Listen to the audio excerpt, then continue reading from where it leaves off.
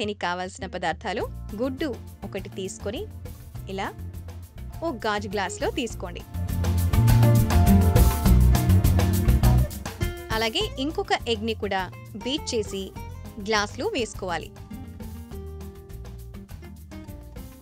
ఇప్పుడు మరొకటి ఇలా ఒక్కొక్క గుడ్డుగా దాదాపు నేను ఈ గ్లాస్కి 3 గుడ్లు తీసుకుని వేసుకున్నాను. ఇప్పుడు బాగా కలుపుకోండి, కొంచెం నెమ్మదిగా, మొత్తం క్రీమీగా వచ్చేస్తుంది. Better use fork. సో ఈ విధంగా మ్యాంగో జ్యూస్లా ఉంది కదా. సో తీసి పక్కన పెట్టుకోండి. ఇప్పుడు ఒక ప్లేట్లో చీజ్ స్లైస్ని తీసుకోండి.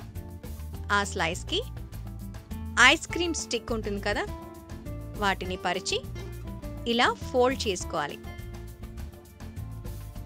సో నెమ్మదిగా ఫోల్డ్ చేసుకుంటే స్టిక్ ఆన్ అయిపోతుంది, బికాస్ ఇట్స్ చీజ్. ఇలా మీకు కావాల్సినన్ని చీజ్ స్టిక్స్ని రెడీ చేసుకోండి. ఇప్పుడు కార్న్ ఫ్లోర్ ఒక ప్లేట్లో తీసుకోవాలి. అందులో చీజ్ని డిప్ చేయండి. కాస్త అలా దొర్లించారంటే చీజ్ మొత్తం కూడా నీట్గా ఎటువంటి ఇబ్బంది లేకుండా పట్టేస్తుంది కార్న్ ఫ్లోర్. ఇప్పుడు ఆ ఎగ్ మిక్చర్లో డిప్ చేయాలి.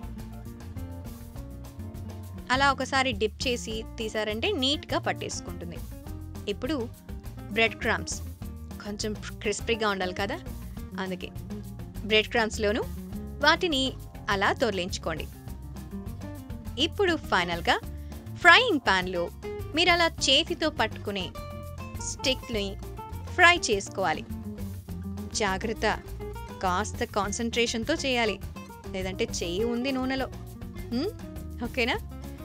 సో కాస్త మీడియం ఫ్లేమ్లో ఇలా చాలా సింపుల్గా క్విక్గా అయిపోతుంది. ఇంటికి ఎవరైనా స్పెషల్గా వచ్చారనుకోండి, వాళ్ళకి స్పెషల్గా చేయించేయండి. ఇలా ఒక్కొక్క స్టిక్ని నిదానంగా మనం ప్యాన్లో వేయించుకోవాలి. ఫ్లేమ్ మీడియంగా పెట్టడం మాత్రం మర్చిపోకండి, ఎందుకంటే ఆయిల్ చాలా హాట్గా ఉంటుంది కాబట్టి.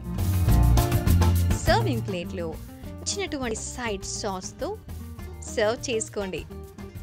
చూసారా, చూడడానికి ఎంచక్కా రెస్టారెంట్ స్టైల్లో ఉందో. మన ఇంట్లో తయారు చేసింది, అద్దిరిపోవాల్సిందే. ప్రయత్నిస్తారా మీరు కూడా? టేస్ట్ చేస్తారా? నేను ట్రై చేయనా? Let's try.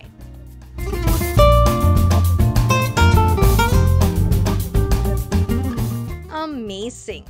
నిజంగా మీరు అదే మాట అంటారు. ఇలాంటి మరెన్నో ఇంట్రెస్టింగ్ వీడియోస్ కోసం మా ఛానల్ని సబ్స్క్రైబ్ చేయండి. See you on next video.